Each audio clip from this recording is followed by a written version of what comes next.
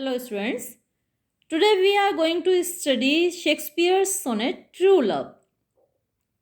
Let me not to the marriage of true minds admit impediments. Love is not love which alters when it alteration finds, or bends with the remover to remove. Let me not to the marriage of true minds admit impediments. Shakespeare says that for in the union of two true lovers, admit impediments. Admit means accept, impediments means barriers. Shakespeare doesn't accept any barriers in the union of true lovers. He means to say, if there are two people who love each other truly, there cannot be any barrier of caste, color, creed in their union. Nobody can check them, nobody can stop them from being united. Love is not love which alters when it alteration finds. Love is not love means that love is not true love which alters. Alters means changes, which changes itself, which changes its path when it alteration finds, when it gets an opportunity to change. That love is not true love. If some person changes with the passage of time, it means his love was not true. Or bends with the remover to remove. Bends means surrenders, yields.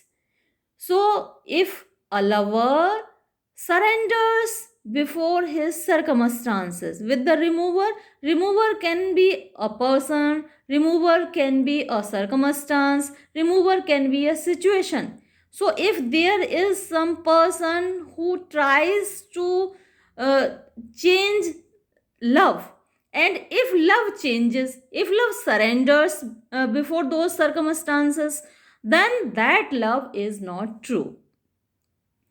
Oh no, it is an ever fixed mark. It is an ever fixed mark. Love is constant. Ever fixed means constant, stationary, which always remains at the same place. So, love is an ever fixed mark. Oh no, love cannot change. It's constant. That looks on tempests. Looks on, that faces. Tempests are the changing circumstances of life. That looks on tempests and is never shaken. Never shaken, which does not change its place, which never buzzes from its place, which never moves from its place. It always remains at its place. It's constant, it's stationary, it's firmly determined. It is the star to every wandering bark. It is the star, it is like the pole star to every wandering bark. Wandering means bark means a boat, and wandering means that has lost its way. In the sea, when a boat, a ship loses its way, then who guides it? It's pole star. You know, pole star always rises in the north. So if one direction is known to you, if the one direction is known to the sailor in the boat or the sailor in the ship, then he can determine all the other directions also. So, like the pole star which guides the boats, the ships that have lost its way in the sea, in the same way, love guides human beings in this sea of life. When they lose their path, when they are misled, when they don't know what to do, it is love which guides them. So it is the star to every wandering bark. whose worth is unknown. Worth means price, cost. So the cost, the price of pole star is unknown. You cannot determine what is the cost, what is the price of pole star. In the same way, you cannot determine what is the price of love. It is priceless, it is costless, it is invaluable. Although his height to be taken, although you can determine the height of pole star, you can determine how far pole star is from earth, you can measure its distance, the distance between pole star and earth can be measured, but its value can never be measured. How valuable it has been, how many sailors it has guided since times unknown. So that value cannot be assessed. That is invaluable. Love's not time's fool, though rosy lips and cheeks within his bending suckle's compass come.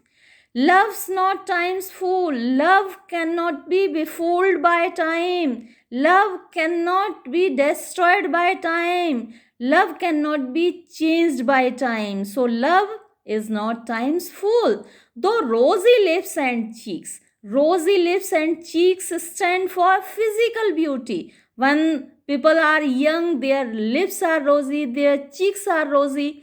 So, both these objects stand for physical beauty. Though rosy lips and cheeks within his bending suckle's compass come. Bending suckle. You know, in mythology, time has been described as an old man who holds a suckle, bending suckle in his hand, and by this instrument, suckle is a cutting instrument, and by this instrument, time cuts everything that comes within the periphery of his suckle. That everything that comes in his path is cut by time, is destroyed by time. So physical beauty comes within the bending suckle's compass, within the compass, within the periphery of that suckle. Physical beauty can come within that periphery, but love alters not. Love doesn't change. With his brief hours and weeks. Brief hours and weeks. So, with the passage of time, time is measured in hours, weeks, months, years. How do we measure time? In seconds, hours, weeks, months. So, with the passage of time, love doesn't change, but bears it out even to the edge of doom. Love proves itself. Love proves its temerity. Love proves its truthfulness up to the last day of this universe. Edge of doom, the day of doom, doomsday, up to the last moment of this universe, love proves its truthfulness, its temerity.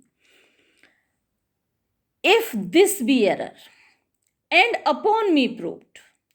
If this be error, whatever Shakespeare has said in these 12 lines, if all this proves to be error, means mistake, means false, if whatever he has said, all these statements prove wrong, and upon me proved, if somebody proves it before Shakespeare, I never writ nor no man ever loved.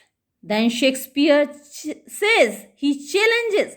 He says that I am not a writer. You can say that I am not a writer, I am not a poet, I am not a dramatist, nor no man ever loved. And I can say that nobody has loved truly in this world. So this is the challenge of Shakespeare. Now see the structure of this poem. This is a Shakespearean sonnet, and this is called English sonnet also, although this structure was invented by Earl of Surrey, but today we know it by the name of Shakespearean sonnet. See the structure of the sonnet. This sonnet is divided into 3 quatrains followed by one rhymed couplet. Minds rhymes with finds, love rhymes with remove. So A, B, A, B. This is the rhyme scheme of the first quatrain. So this is the first quatrain. Quatrain means a collection of 4 lines. So this is the first quatrain. Minds, finds, love, remove. A, B, A, B. Then the second quatrain. Mark, bark, shaken, taken. Second quatrain again. C, D, C, D. The rhyme scheme of second quatrain. C, D, C, D. Second quatrain. Then cheeks, weeks, come, doom. This is the third quatrain. And proved, loved. G, A, B, A, B, C, D, C, D, E, F, E, F, G, G. This is the rhyme scheme. A,